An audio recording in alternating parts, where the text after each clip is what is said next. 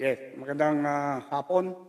Ito na naman po tayo, no? Pagka tayo ay may pag-uusapan. Pero ito series po ito mga kaibigan. Kaya bago tayo sabihin na natin, siyempre, magkaroon muna tayo ng isang panalangin para naman papasalamat na tayo ay buhay pa tayo dahil nga dito sa pandemic na kasalukuyang nararanasan at siyempre mayroon pa rin tayong mga anomalya ika nga. Ako gusto po mga kaibigan. Kaya magandang hapon po. Ito, mag-ano muna tayo. Tawag ko ay isa munang dasal sa pamagitan ng isang awitin.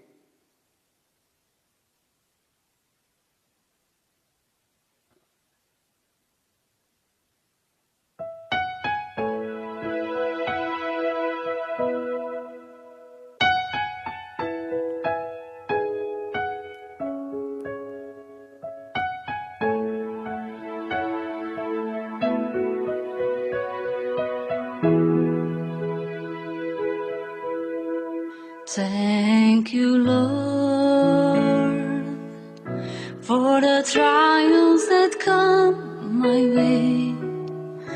In that way I can grow each day as I let you lead. And thank you, Lord, for the patience those trials bring. In that process of growing, I can learn to care.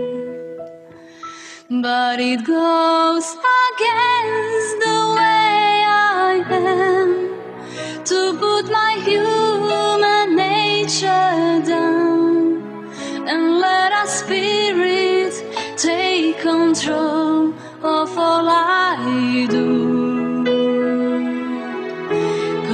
When those trials come, my human nature shows a thing to do, and God's soft prompting can be easily ignored.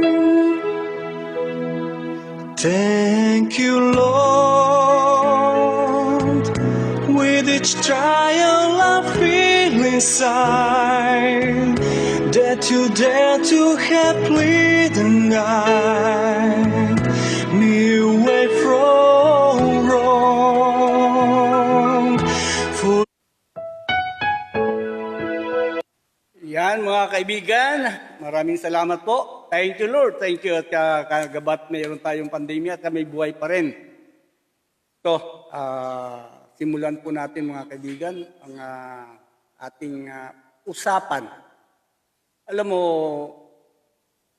ito'y muli na naman dahil hindi medyo magkadugtong to eh. Yung una, itong ating mga trabaho sa OFW, ating mga kababayan na idudugtong natin ang korupsyon sa PhilHealth dahil dito may although kahapon pa sinabi nila na kung sino itinuturo, kung sino ang may kagagawan, dalawa mga kaibigan. Ang pwede natin, ang babanggitin natin mamaya kung kanino talaga nagsimula itong korupsyon sa Philippine Insurance Health Corporation, itong PhilHealth, dahil kasama o apektado dito ang ating mga OFW. Ngayon po ay siyempre mahirap na rin ngayon dahil walang trabaho at lalo pa ngayon na nagpalabas ng isang circular itong Kuwait. Alam mo naman karamihan sa ating mga OFW ay ang takbuhan nila o puntahan nila ay Middle East, particular itong Kuwait na hindi ko alam bakit karamihan o mostly sa ating mga OFW ay doon nagtutungo sa Kuwait. Kaya nga nagpalabas itong ng circular, itong Directorate General mga kaibigan na Civil Aviation o DGCA ng bansang Kuwait. Una dito, inatasan nila itong lahat ng mga residente, excuse me, na lumabas na sa kanilang bansa, o itong lumabas na, kasi lumabas na nung bansa noong September 1, 2019, sinasabing papayagan din makabalik uli.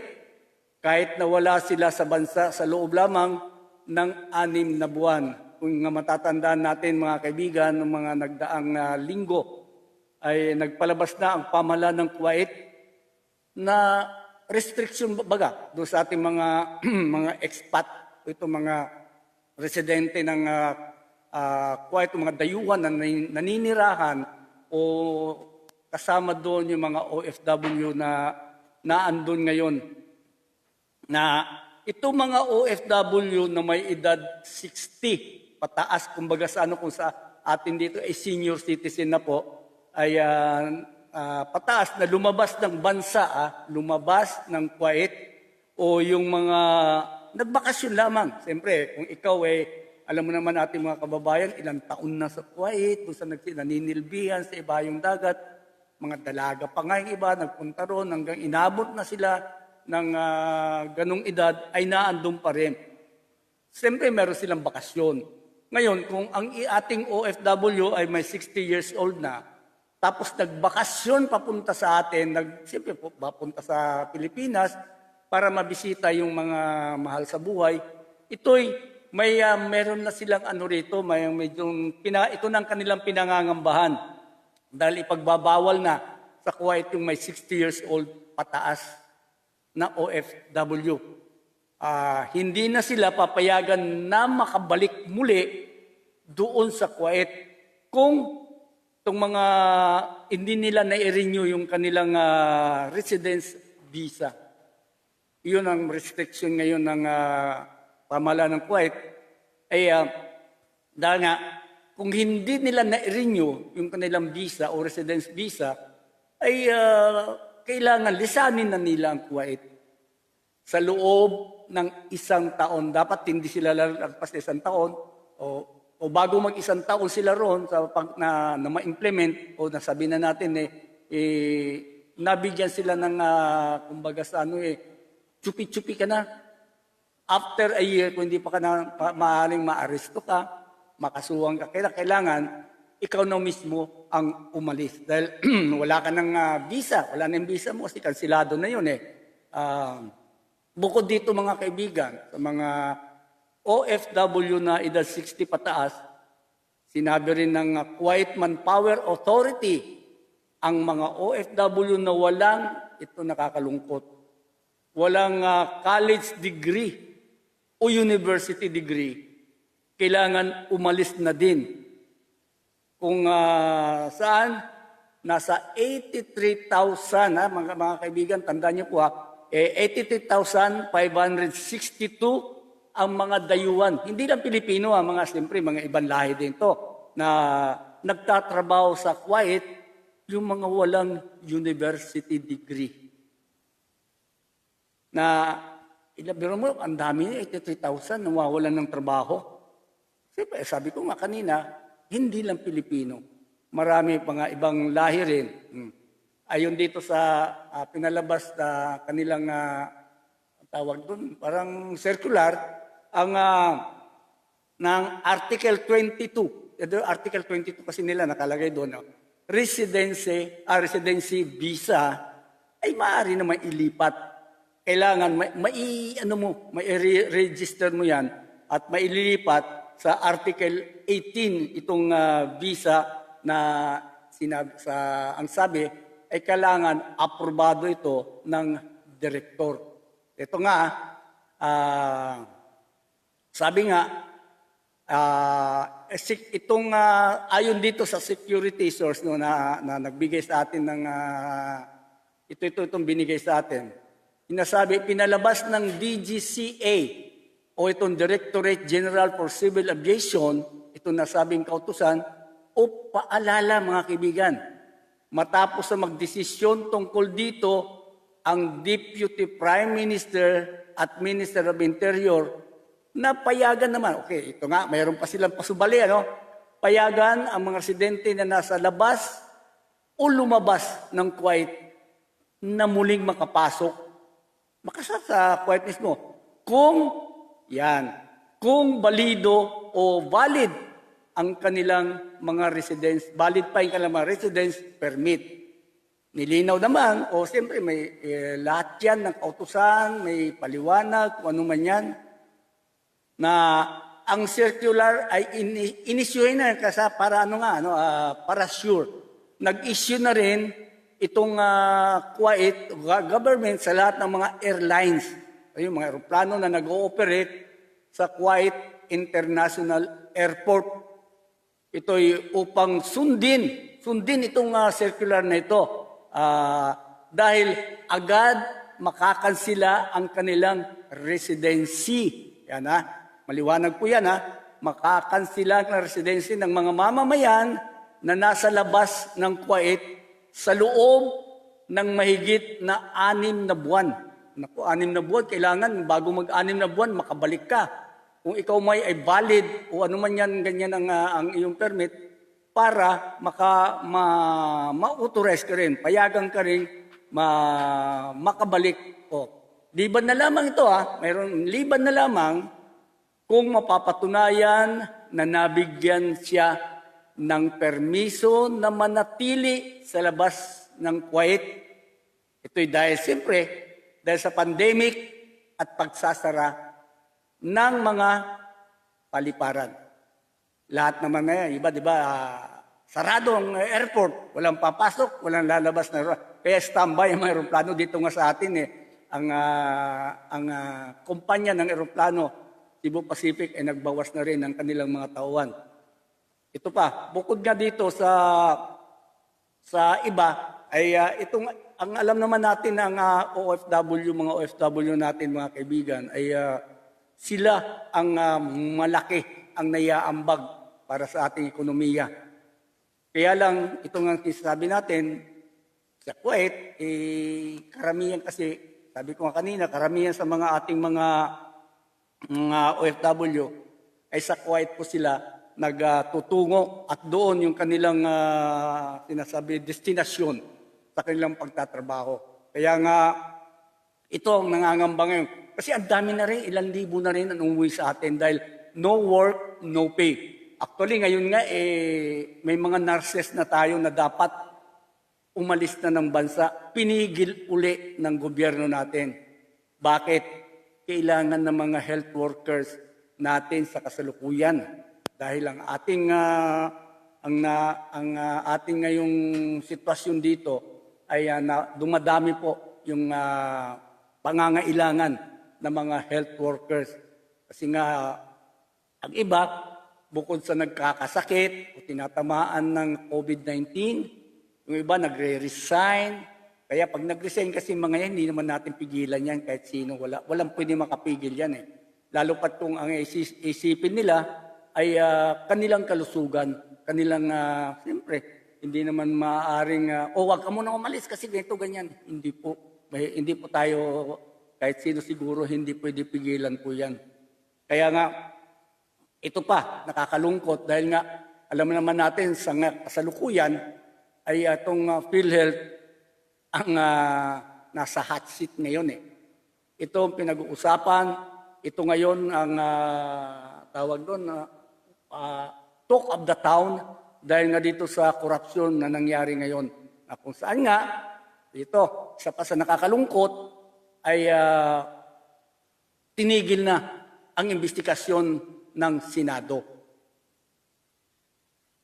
Kung matatandaan ninyo mga kaibigan, 3 sa mga whistleblowers, sina Etrubal Laborte, mga kaibigan, ito yung assistant ni President Ricardo Morales, o PhilHealth President Ricardo Morales. Si Torson Montes Ket, ang anti-fraud officer ng ahensya. Siya kayong nakatalaga doon, siya tagatingin, ano ba nangyayari dito mga katiwalian. Isa pa si Alejandro Cabading. Ito, miyembro ito ng Executive Committee. Ito mga kaibigan, ang talagang napaulat nung last week, Nagkaroon kasi sila ng pagtatalo at nauwi nga sa sigawan eh. Ang ginanap nilang webinar, sabi nga, noong nagdaang linggo kung saan hindi nila nagustuhan, inayunan itong nais ng, ito na tayo Mindanao Group. Ito yung gustong mangyari ng Mindanao Group Kung ano ang gusto nilang mangyari, yung nasusunod. Lumabas din, yan medyo nagkakabistuhan na ang grupong ito ang nagpapalakad sa ahinsya kung ano ang dapat nilang gawin. Matatanda nyo nga rin, siniwalat din ito nung unang pagdinig ng Senado tungkol dito sa PhilHealth corruption, ang nagbitiw na PhilHealth board na si Roberto Salvador. Mga kaibigan, na alam na umano. Ayan, sinabi ni Salvador na alam na ni Pangulong Duterte ang talamak na korupsyon o yung sinasabing PhilHealth Mafia. Ayan, talagang binanggit yun. Alam niyo po, kaya ko ito sinasabi dito, hindi po ito, may malakas ang loob po magsalita. Kasi nga ito ay sa Senado kinuha. Alam mo naman, sa Senado, nag-iimbestiga sila, nagkakaroon sila ng pagdinig, at yung mga tao doon ay nanunumpa na sila magsasabi ng katotohanan lamang. So, ibig sabihin nun, totoo ang kanilang sinasabi. At the same time, nakabroadcast po yun. Kaya itong sinasabi ko, hindi ito haka-haka lang. Hindi ito narinig ko lang, nakita ko lang doon sa post ng isang ganito-ganyan, tapos i-broadcast ko. Hindi po, ayoko ng ganon. Gusto ko, may makita ko ganyan, sasaliksikin ko pa yon. Saan nanggaling ito? Ang pinagkunan ba nito ay talagang, sabihin na natin, reliable. Ika nga. Di ba?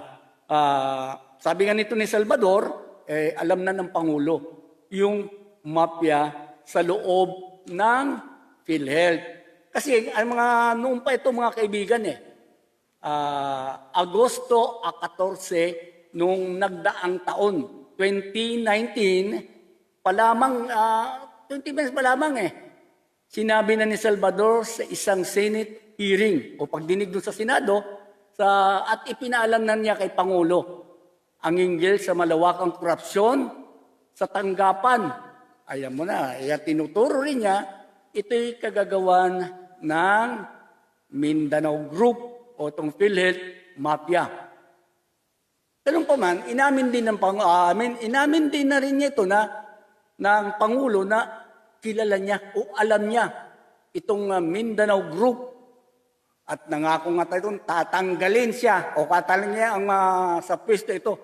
Subalit lumipas ang ilang taon, ay isang taon mahigit, ay wala nangyari. Ngayon lang, nung nabuksan uli, anong tawag doon, nag-alburuto nga, nag-alburuto na itong tatlo na unang mga whistleblower. Sa ganong pagdinig mga kaibigan, lumabas na itong mga Mindanao Group, itong PhilHealth Mafia, ay kinabibilangan ng matataas na opisyal. Actually nga, itong dalawa dito ang binanggit na ni PhilHealth President Morales. Ang sabi niya, dalawa kanyang binanggit na itong mga ito ay hindi untouchable daw sila. Hindi kayang kantiin dahil kung nakita niya may anomalya, ililipat niya ng pwesto. Ang system nito, pag gagawin daw niya yun, may tatakbuhan, may kakapitan doon sa kinakapitan. So, walang nangyayari. Yun ang sinabi ni Brigadier General Morales. Paano ko lilinisin? Paano ko malilinis ito? Kaya nga, lahat ng kanyang sa Senado, lahat ng mga investigasyon ay ipinaano nila bago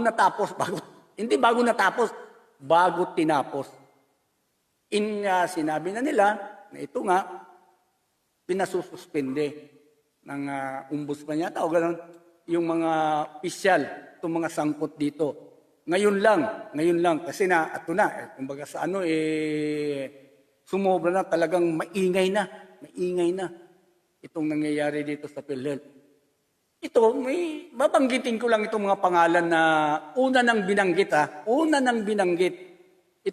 Yung unang binanggit ni General Morales ay dalawa na sinasabi niya untouchable o malakas ang kapit.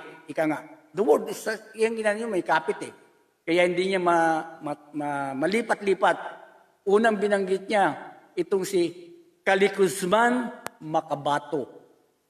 Ito yung Vice President ng BARM o Bangsamoro Autonomous Region in Muslim Mindanao.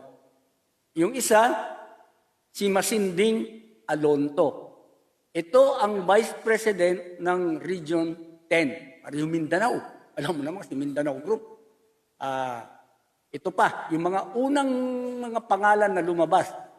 Johan Paulo Perez ng Region 4B o itong Mimaropa ito. Si William Chavez ng Region 7. Ito puro Vice President ito mga kaibigan ha. Si Dennis Adre ng Region 12. Yan, Mindanao yun. Si Miriam Grace Pamunag na una nang binanggit, subalit medyo nilinis ito ang pangalan ni Salvador na hindi umano ito kasama. Pero nabanggit yung pangalan niya noon. Sinabi ni Salvador, hindi naman daw yan kasama. Itong si Valerie Pollero, itong Assistant Corporate Secretary. May mga katungkulan mga kaibigan eh. Si Gilbert Galicto, ay wala, hindi ko nakuha kung anong position nito. Si Attorney Rodolfo Del Rosario, ito Senior Vice President for Legal Sector na binanggit ni Kabading. O ni Kabading, ano bang how pronounce this? Kabading o Kabading? Yun ha. Itong si Renato Limsiaco, ito yung naimbestigan din ito itong late lang ng Senior Vice President nito for Management Services. Yan. Fund Management Services, ito rin sa mga binanggit ni Kabading. Attorney Jonathan Mangawang, Board of Director, Corporate Secretary. O yun, binanggit din ito ni Kabading. Si Dennis Mas, Senior Vice President ito Senior Vice President Management Services Sector. Yung mga kaibigan, yung mga huli, yun ang mga binanggit ni Kabading. Kaya nga, lumalabas din sa mga pahayag ni di ba nagsalita rin si Attorney Torson. Ang lumabas sa kanyang mga pahayag na doon sa ikatlong pagdinig sa Senado na sa korupsyon sa PhilHealth, ito mga kaibigan, tinuro niya kung sino. Palagay ko, may iba dyan, nabasa nyo na rin, o nalaman nyo sa mga news, si Department of Health Secretary Francisco Duque na sinasabing godfather ng mafia. Nasabi ang godfather kasi mula pa 2004 pa yata yun, oo. Dahil si 2004, si Secretary Duque noon ay siya yata ang president ng PhilHealth noong time na yun.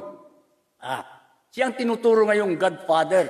Kasi 2004 sa loob ng nabanggit na tanggapan dahil doon sa itong interim reimbursement mechanism. Dahil si Duque po ang chairman noon. Yan. Nakakayo siguro. At si Duque rin ang nag-aaproba halos lahat ng mga appointment ng mga miyembro ng mafia. Yung mga siguro, yung mga napunta ron, yung mga vice president, senior vice president, parang si Duque yata ang nag-approve sa kanilang appointment. Ito yung sinasabi ni Atty. Torson. Ngayon, itong nasabing akusasyon, mariin naman ito pinabulaanan ni Duque. Yan. Kung matatandaan, nagsilbi itong si Duque sa PhilHealth sa nakalipas na 11 taon. Napakatatag talaga nito. Kaya nga, ang dami nagtataka bakit hindi daw masibak-sibak ni Pangulong Rodrigo Duterte. Nagsilbi siya bilang Pangulo mula sa 2001 hanggang sa 2005. Ibig sabihin, 4 years. 4 years siya naging presidente ng PhilHealth. Naging chairman naman siya mula 2005 hanggang 2010 at muling itinalaga siya noong 2017. Kung 2017, si Pangulong Duterte na po yun. At dito pa, tuloy-tuloy yung pagdinig ng Senado. Sa isa pang pagdinig, sinabi naman ni Regional Vice President ng PhilHealth sa Davao na si Dennis Adre, ito yung kanina binanggit din, nalugi mga kaibigan ang ahensya sa Plan 5M, 5 million. Hindi lang yun kasi mayroon pa sinasabi silang bukod sa 5 million dahil kumuha pa sila ng OWA, ng pondo sa OWA ng 500 million at inilagay dito sa ito. Dahil sa kandidatura ni ating Pangulong Gloria Macapagal Arroyo, kung saan ipinamahagi dito ang 5 milyon na insurance card, mga kaibigan. Kung natatandaan ninyo, di ba, namigay nung mga libreng card ng insurance. Ito ay, ito ang sinasabing Plan 5M ni Secretary Duque para sa kandidatura ni Pangulong Gloria Macapagal Arroyo noong 2004 o 2004. Yung mga card na yun, alam mo kung anong mayroon doon? Siyempre, libre yun. Member ka na kaagad ng PhilHealth, wala ka pang babayaran, mga senior citizen. Tapos, andun yung picture ni Pangulong, siyempre, Pangulo siya dahil tinapos lang niya ang ni ERAP noon na hindi na bayaran. Yan yung 5 million na card lang yun, 5 million Sinabi pa ito sa patuloy na pagdinig, sinabi ito ni Adre na inatasan ni Duque. Si Duque, nagsabi si Duque, inatasan niya lahat ng regional vice president na ipakalat ang 5 milyon libreng health card. Ito'y para mahabol. Alam mo, ito palang style nila doon. Kaya nabigay ng 5 million na libreng card dahil nung nagkaroon ng ang kalaban noon ni GMA, si FPJ, lumalabas kasi sa mga survey na si FPJ lamang na lamang ng 5 milyon. Kaya yung 5 milyon na yun na lumamang para kay FPJ, yun ang pinagbibigyan ng mga libreng card para masabi na natin, ando na. Siyempre, parang suhol. Bumaliktad at lumipat kay GMA. Dahil sabagay, survey pa lang yun. Alam mo naman dito sa atin, pag may election, yan yung alam, may survey na wala pa. Ang layo pa ng ating election. 5 milyon lamang na FPJ doon sa pre-election survey. Nabisto na pinag-utos din ni Duque, ayan, ito na mga kaibigan. Hindi ko alam bakit kaya yata, ewan ko, paano mayroon si Duque? Kinalaban niya dito si Duterte. Kasi inorderan niya ang mga vice president na huwag niyong bibigyan ng card na nooy mayor ng Davao City na si Rodrigo Duterte. Ayan nagtaka na, nag-ano ka doon nung napakinggan ko yung sinabi ni Vice President Adri na sinasabi niya, pinag-utos ni Duque na huwag bigyan allotment doon sa 500 million na libre na card ang nooy mayor ng Davao City na si Rodrigo Duterte. Ito rin mga kailan. Sinabi na kaagad ni Adre na ito rin ang dahilan kung bakit nagkaroon ng hidwaan sina Adre at Duque na hanggang ngayon. Kaya nga itong mga ito na mga tumiwalag dahil kay Duque. At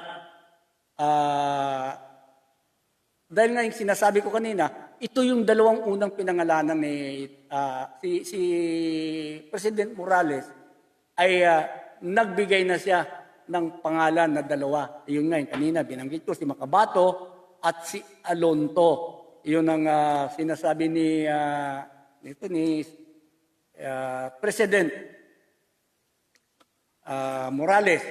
At isa pa dyan, pero teka mga kaibigan, mga alas 5:15 na po ng hapon at siguro nakakaano na tayo Tuloy-tuloy pa rin po tayo.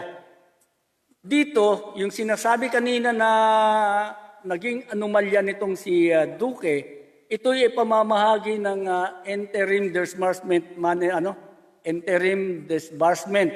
na kung saan nga hindi ko alam kung ito ay pagpapalakas o sabihin na natin gustong magpabango kay Pangulong Duterte.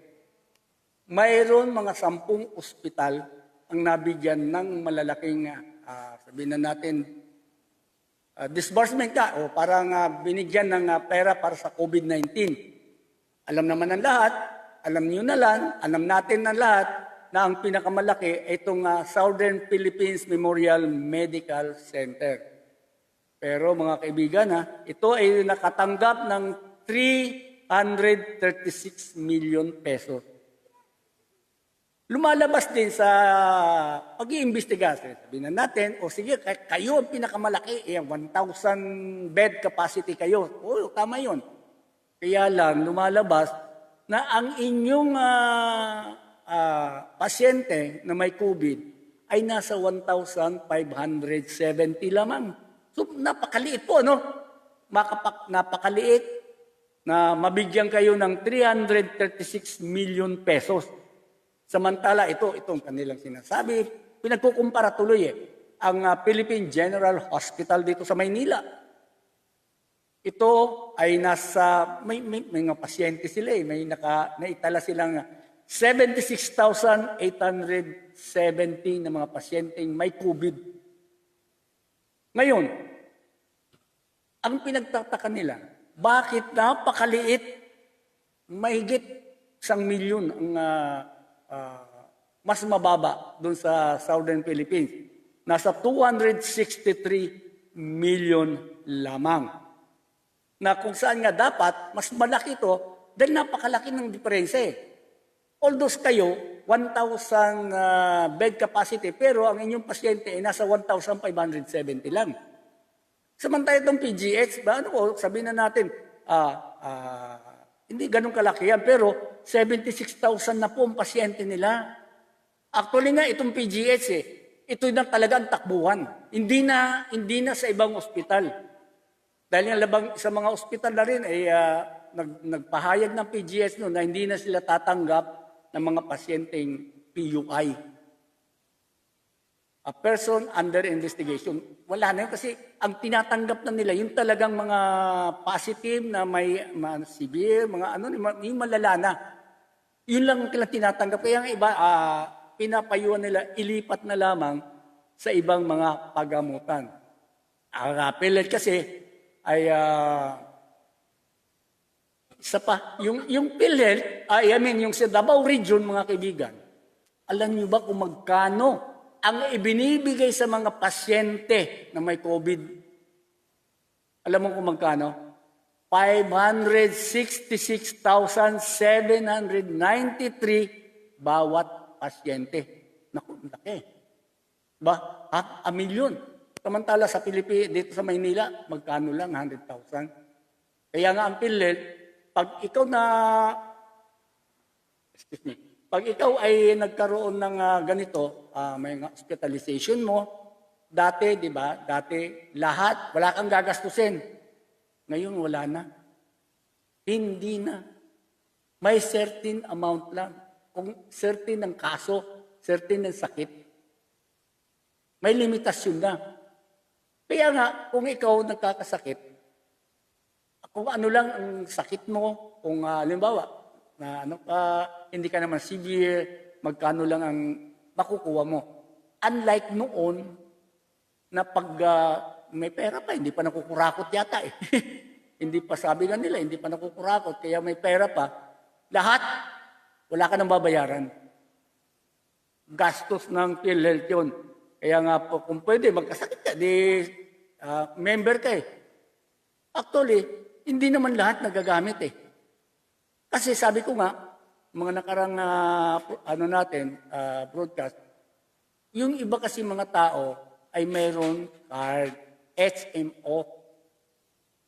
Pero ang sinasabi naman ng hospital, binabawas muna yung PhilHealth bago kunin ng HMO. O hindi. Kasi ang usapan dyan, pag kasakit ka, may HMO ka, HMO ang gagamitin. Papipiliin ka siguro, ewan ko Ako hindi, nagpa-check up ako, lahat medical, hindi ko ginamit ang aking PhilHealth. Ang ginamit ko yung HMO. So walang gastos ang PhilHealth sa akin. Pero nagbayad ako. Kasi automatic yun eh. Ang masaklap nito mga kaibigan, yung mga naideposito mo, na ibigay mo sa PhilHealth, ay hindi mo makukuha. Maliwanag po yan baka umaasa kayo, magtatanong kayo, paano ko kukunin mga naihulog ko na sa PhilHealth? Hindi nyo na po makukuha. Kung hindi nga lang, kung nakalusot nga lang itong ng gobyerno ngayon, di ba? Na kung nakalusot lang na ang mga OFW ay dadagdagan ng 3% sa kanilang tawag doon, hulog.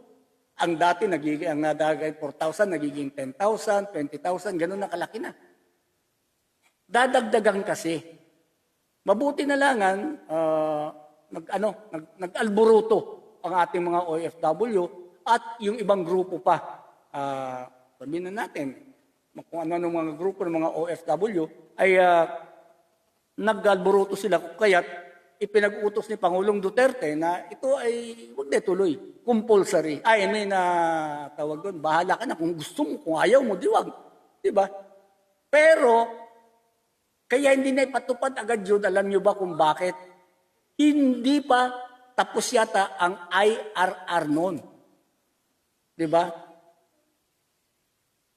Kaya ang nangyari, mabuti na lang, hindi na ipatupad. Kung naipatupad yun, kawawa ang ating mga OFW. Lalo pa ngayon, ang daming nawalan ng trabaho, ang daming nangamatay. Di ano pa mangyayari? Kasi ang nakita nila, si Atty. Torson yata nagsabi, na nakita niya na ang gagawing tagasalo sa mga nawalang pera ng PhilHealth ay mga OFW. So, kawawa, nagpapakahirap, lumayo sa pamilya, at to the point, mamaya nakakasiraan pa ang pamilya nila, sila ngayon ang nagpapasan kailang balikat. Na ang iba naman nagkasakit doon sa abroad, hindi naman nila nagagamit.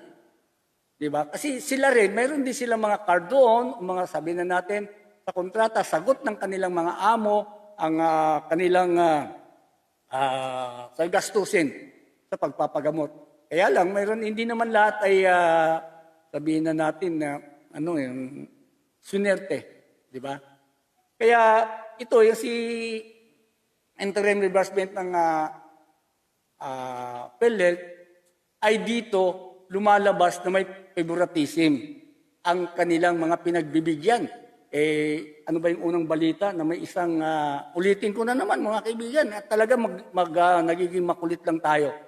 Yung hospital sa Davao na 10-bed capacity na tumanggap ng 10 million. Diyos ko, halos walang pasyente. 10 beds capacity lang yun eh. Parang lang yata, clinic lang yata. Diba?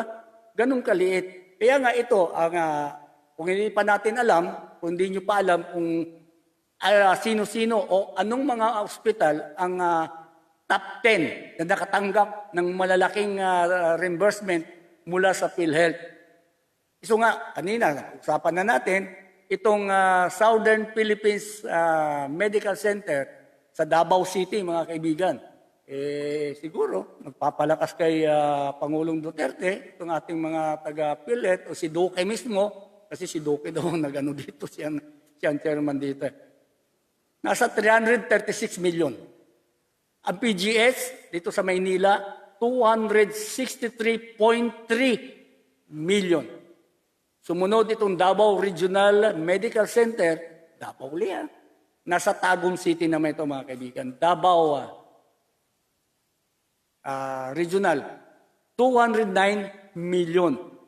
Itong kamag-anak, lolo ito ni Senador Soto. Vicente Soto Memorial sa Cebu City naman ito. Nasa 204 million. At dito, sa Luzon, Jose Bilingad Memorial Regional. Yan. San Fernando, sa Pampanga, naka 201 million.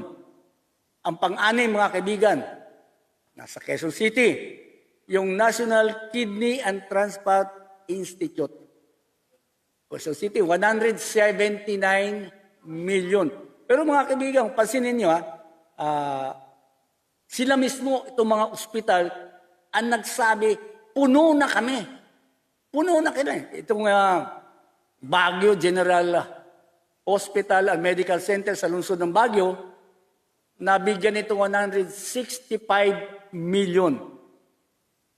Ang number 8 dito, yung Northern Mindanao na naman, Medical Center sa Cagayan de Oro City, Cagayan de Oro, na 150 million. Ang pangsyam, itong Quirino Memorial Medical Center dito sa lungsod Quezon, nakatanggap ng 150 million. At ang pangsampo, ito sa Tacloban City ito. Ang Eastern Visayas Regional Medical Center naman nagkaroon ng 146.2 million. Sa ganong sitwasyon mga kaibigan, hindi maiwasan na magbigay ng komento itong ating mga kababayan. Particular itong mga nakakaintindi. Ika nga, nung ko pa rin sinasabi ito, ako rin, hindi naman ako ganun ka-perfecto, pero nakikita ko, bakit ang mga katanungan, bakit mga generals ng militar ang inilagay, ang mga decision maker, itong IATF. Ito rin ang naging katanungan ni Professor Calrita Carlos ng University of the Philippines. Ayon sa kanya, kung sa ibang bansa nga daw, ang decision maker ay virologist at epidemiologist. Sa atin, alam mo na, military, kaya walang strategy. Naku mga kaibigan, di ba? Sabi, wala daw strategy tayo Dahil nga dun sa kung sino-sino ang ipinaglalalagay. Kaya nga, ang nangyari dito ay itong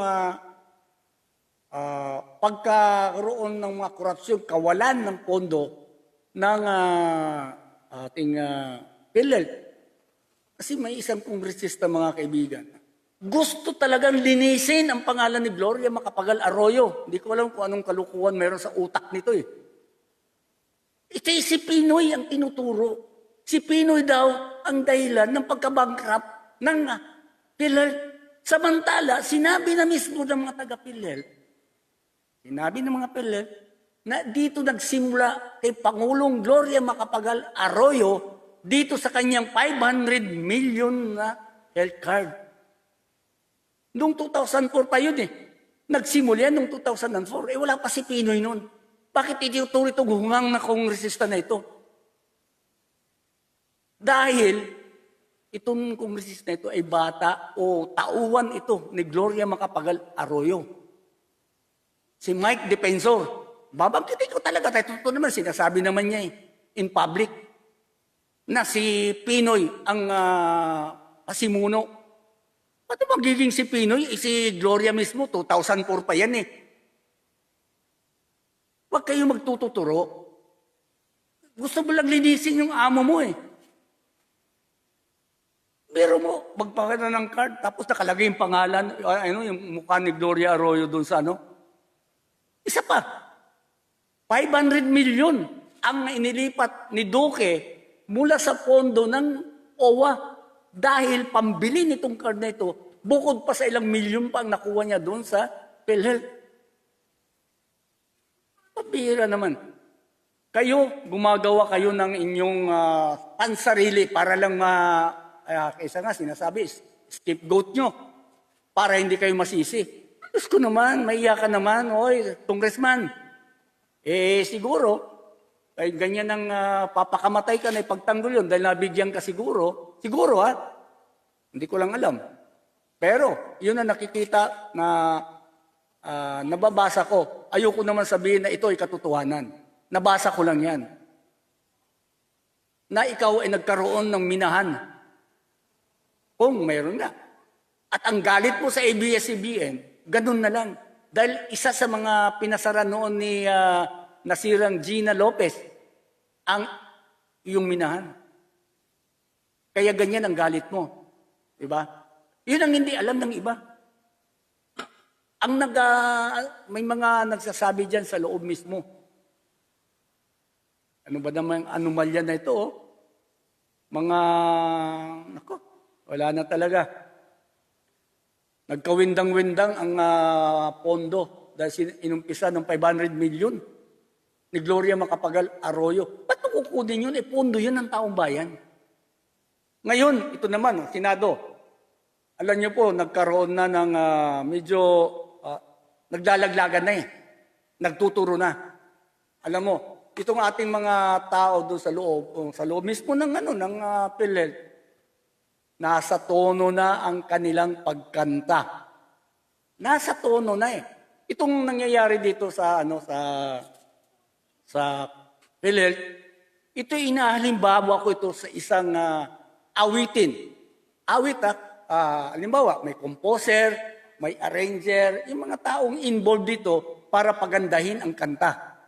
Ayan, may nag-compose ng kanta na pangit talaga. Kumbaga sa hindi ko mapapakinggan Ayoko pakinggan kasi pangit.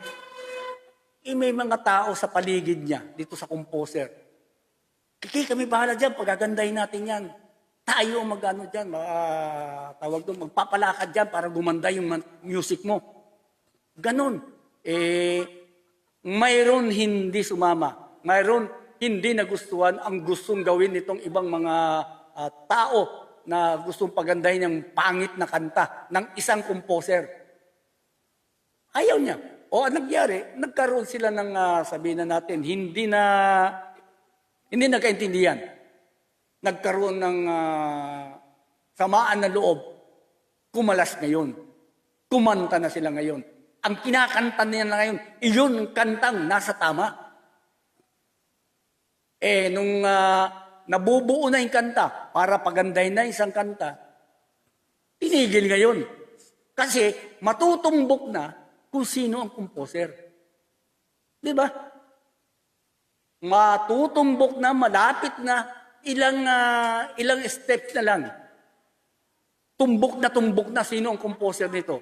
Itong mabahong kanta, walang kakwenta-kwentang kanta, masakit sa tenga, pakinggan. Pinipilit ng mga tao na sa paligid niya na pagandahin. Kaya ngayon, nabisto. Andyan yung inamin mismo daw. Kasi nasa Kongreso na yun, nasa Senado na yun na alam ng Pangulong Duterte ang Mindanao Group. Sa isip ko nga, akin lang yun Bago umupo si Pangulong Duterte, buo na ang Mindanao Group. Iyon ay para ang Mindanao Group ang gagawa o magpapalakad ng bansa. Siyempre, kasi ganito yan sa nakita ko, SSS, hindi nila pwede salakayin yan. Bakit? Pasimple lang sila dyan. Kasi yung pondo noon, ibibigay sa tao. Yung kanilang inipon, ibibigay sa tao, pwede kunin ng member. Samantala, ang PhilHealth, hindi nila pwede kunin ng mga miyembro. Sige, ambag ako o kasi compulsory yun 112 yata, basta ganon. Ano bang Republic Act yun? Nagbigay, matik, tanggal sa sweldo ko yun Pero pagdating ng araw na hindi ko magamit yan, hindi mo pwede makuha. Wala kang pensyon dyan. Kung hindi ka nagkasakit, hindi mo magagamit. Wala kang ano na lang yung pina ano mo doon. Ang iyong kinontribute. Hindi ko alam kung may ano yan, kung mayroon pwede ka mag-loan dyan. Hindi ko alam yun dahil hindi ko naman nagagamit yan. Ever since na nagtrabaho ko, hindi ako gumamit ng PhilHealth. Kung mayroon kayo doon record na ako ginamit ko yun, baka hindi ako yun. Dahil wala pa, hindi pa ako nagkakasakit ng gano'n na ospital ako, ganyan. Pero magpapacheck up ako, hindi ko po ginagamit ang PhilHealth, mga kaibigan. Tandaan niyo po yan. Kaya ganito na lang ang sama ng loob ko dahil hindi lang para sa akin, para sa ating mga kababayan na alam natin, wala. Wala in a sense na, ano na lang ito, lalo yung mga nag-retire na. May nag-retire dito mga kaibigan na hindi man lang, sige, nakakuha kayo ng lump sum. Pero gaano lang kalaki yun? Madali maubos yan. Unlike sa SSS o ano man yan, may pension ka kahit papano. Kaya lang, maliit din yun. Hindi yun magiging sapat sa pangangailangan, lalo pa may mga may mga maintenance. Siyempre, senior na, magiging senior ka na, kung ano maintenance, yung sa tusok, ano yung tawag doon? Ano ba yung tinutusok? Yung sa diabetes, yun. Yung mga ganun. Ang mamahal pa naman ang gamot ngayon. Ang mamahal. Yung iba nga may kilala ko dito, although siya, medyo na ang kanyang isip, kung may pension siya, alam mo magkano? 3,000. Ano na lang yung 3,000? Pagkain mo, pangangailangan mo sa gamot mo lang, wala na. Hindi naman siguro, aywan ko kung binibigyan siya ng tulong ng gobyerno. Pero hindi naman habang buhay yun. Bibigyan ka ng gobyerno.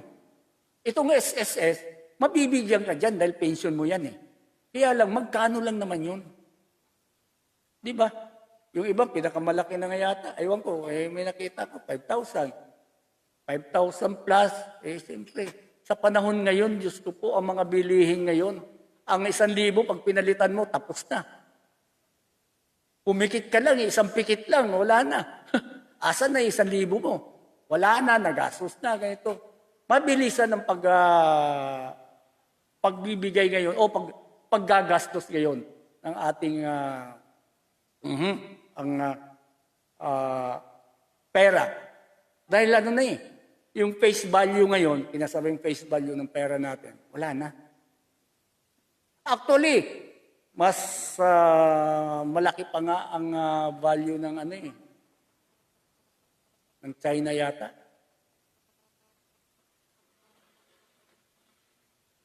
Malaki ba 7 pesos mahigit ang value ng China sa atin. Sa atin piso. Sa China 7 pesos. Aling doon? Wala na rin. 'Di ba? Ito nga ang ating mga kaibigan, yung sinasabi ko itong pagkanta nitong ating mga whistleblower. Sana naman, wag nang itigil ng Senado. May nabasa ako, inihambing nila noon sa drugs, yung drugs ng Senado, nag-imbestiga tungkol sa drug, biglang itinigil. Hindi, sino yun? Sino ba na gano'n na-imbestiga sa drugs noon? Gordon. Biglang tinigil. Bakit? Matutumbok na kung sino ang mastermind. Ganyan din ngayon na nangyayari. Matutumbok na kung sino ang big boss. Godfather Godfather daw si grandfather. Sino ang grandfather? Godfather si Duque. Sino ang grandfather? Grandfather, ganun. Mayroon ba nun? Patay tayo dyan. Magkakalukuan na tayo yan. Hindi natin pwedeng pabayaan, mga kaibigan. Huwag tayo magbulag-bulagan, ika nga eh. Ngayon, tinitignan natin. Asan ang Pangulo? Sino ngayon na nagpapalakad ng gobyerno natin? Wala sa Malacanang si Pangulo, nasa Davao eh. Anong ginagawa sa Davao? Nandito yung kanyang opisina. Diba? Kayo na lang ang mag-isip. Kung tayo diba, magtuturo-turo tayo, mamamatanda lang tayo dyan, walang mangyayari. Tinuturo mo yung isang ganito para maligtas ka. Maligtas yung mga kasamahan mo. O gusto mong gumanti, gaganti ka. Huwag naman. Tayo maging para sa mga Pilipino rin ito eh. Kayo, ikaw nga, ako mismo sinasabi ko, matagal ko na pong sinasabi sa nakikita ko. O ngayon, GCQ tayo ngayon. Tapos, mayroon pa palang bawal. May curfew. Magsusuot ng face mask. Ito pa. Naku, Diyos ko po. Anong ginawa nyo, sekretarya nyo? Talagang wala kayong plano. Totoo yan. IATF walang plano, mga kaibigan. Bakit? Nag-implement kayo ng face shield, tapos nag-implement kayo ng barrier doon sa motor. Pinagastos yung mga tao. Tapos ano ngayon? Pwede na pala, walang barrier. Ilang araw lang yun. Sasabihin nyo, kasi ganito, ganyan. Wala kasi plano. Hindi nyo pinag-isipan. Kaya nga ang mga militar, ano bang alam ng militar sa virology, sa mga epidemiology? Ano bang alam nila dyan? Payag ako dyan, militar, pulis. Maglagay kayo sa mga kalye. Para saan? Pagdidisiplina. Hindi pagbibigay na kayo ang magbibigay ng utos anong gagawin sa pandemic na ito. Anong gagawin para mapigilan. Diba? Walang plano. Ang Pangulong Duterte, di ko alam kung anong plano niya eh. Sige, kailangan ganito eh. Ihintayin ko ang rekomendasyon ng IATF. Sino maggagawa ng rekomendasyon? IATF? Sino? Mga general? Kaya nga sinasabi ko, pag nakikipagpulong si Pangulong Duterte sa kanyang mga gabinete, hindi cabinet meeting yan. Command conference. Bakit command conference? Puro general lang kasama eh. Kaya command conference ang tawag. Huwag nyo na kaming sabihan na, may gabinete kami na meeting, ganito nga. Hindi Hindi ako niwala. Gabinete yan. Command conference yan. Ngayon, sino iniisip nyo na magpapatakbo ng Pilipinas? Ng gobyerno natin? Diba? Asan si Pangulong Duterte? So, siya ang nagpapatakbo pa ngayon? Wala na tayong balita eh. Kailan lang? Kahapon ba yun? O kanina? Kailan ba yun siya nakipag-meeting? Yung sinasabi, nagpunta siya sa Singapore.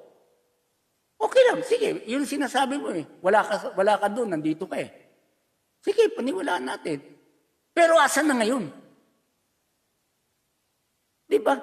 Unlike before, kung nandito ka sa Malacanang, aandyan, kaya nga siguro, sabi niya, kaya nga nagtalaga ako ng tao dyan eh. Para sila ang harap, para sa akin. Ba't ka pa naging presidente? Pag ganun, mga kaibigan, okay sabihin na natin, hindi kita tinuturuan. Ha? Kasi ako, pag mahal ko ang Pangulo, o gusto ko ang leader na yan, ayoko mawalan ng leader. Hindi porket naging ko sa kanya, na tinutuligsa ko siya, ikalaban na ako. Sinasabi ko sa kanya, dahil ayoko mawalan tayo ng leader. Mahirap ang walang leader. Pero kung meron naman nakaabang na leader na pwedeng pumalili, ibigay na. Diba? Hindi na kaya eh. Kung kaya yan, asan? Kung makikita natin, sino ibibigay mong mamamahala dyan? Na ano na yan eh. Naging na ng Pilipinas yan. Ang presidente hindi binibigyan ng pagkakataon ng mga vice president. Ang binibigyan kanyang executive secretary. Ganyan din noon. Ganyan lahat ng mga presidente mula kay Marcos, kay Cory, kay Ramos, kay Erap, hindi binibigay sa vice president. Binibigyan yung kanyang kanang kamay. Hindi ko alam kung anong gustong palabasin ng ating Pangulo ngayon dito. Unang-una, ito, talaga sinasabi ko na, wala hong komprehensibong plano. Bara-bara tayo eh. Ito nga yan, oh. Sample na nga lang itong barrier na yan. Bara-bara. O barrier, hindi pwede. Mag-asawa, hindi pwede mag-asawa mag-angkasan. Ano pang katarantaduhan niyang kalukuhan yan? Pagdating ng bahay, magkatabi natutulog. Huwag mo sabihin, natutulog sa bahay yan, magkatabi sa kama eh, may barrier pa rin. Bira naman. Huwag naman ganun. Hindi na tama yun. Hindi nyo inisip yung kung ano. Wala talagang plano. Pasensya na po tayo ha. Dahil ang may plano, mga bansa na may plano, ayan, nagkakaroon na ng magandang resulta. Tayo wala. O magkano na yan, hindi ko na nakikita eh. Ang sinusubaybayan ko na lang yung world eh. Wala na. So mga kaibigan, alas 5:45 na po at wala na po tayong oras. Tayo po ay magpapaalam na po dahil ang oras po natin ay lumagpas na po tayo. Hindi na po tayong baka mamaya ay sumobra na tayo. Kaya ngayon ay bago tayo magpaalam, siyempre anuin muna natin ang ating hindi naman natin makakalimutan itong ating pagdasal. Dahil alam mo, wala naman tayo ibang gagawin, kundi ay magpasalamat sa Diyos. Dahil ang Diyos po natin, ang siyang pag-ibig ng pag-ibig nga, love. God is love. So mga kaibigan,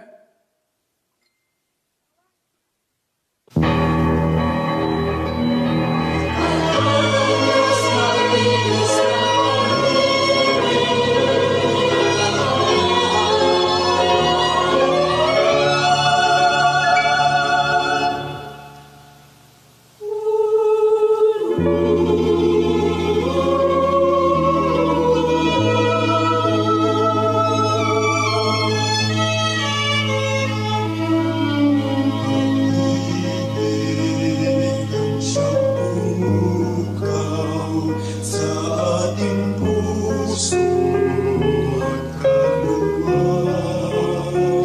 At siyang nagtulot sa ating buhay. Liwanag sa dilim at pag-asa. Pag-ibig ang siyang buklan. yan mga kaibigan, ayan na po ang sabi na natin kasi nga nabibigla tayo. Alam mo naman na tayo at ating mga aparatos dito ay hindi kumbaga sa hindi natin na parang tawag doon.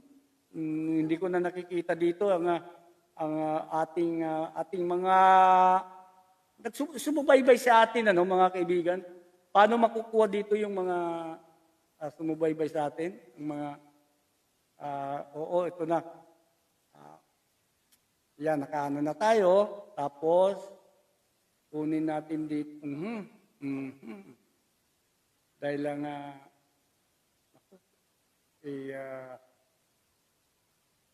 dito ba yun? Dito? Ito nang hindi ko kasi makita eh. Ayun, ako. Sos. Ito. Ito ba yun? Ayan, oo.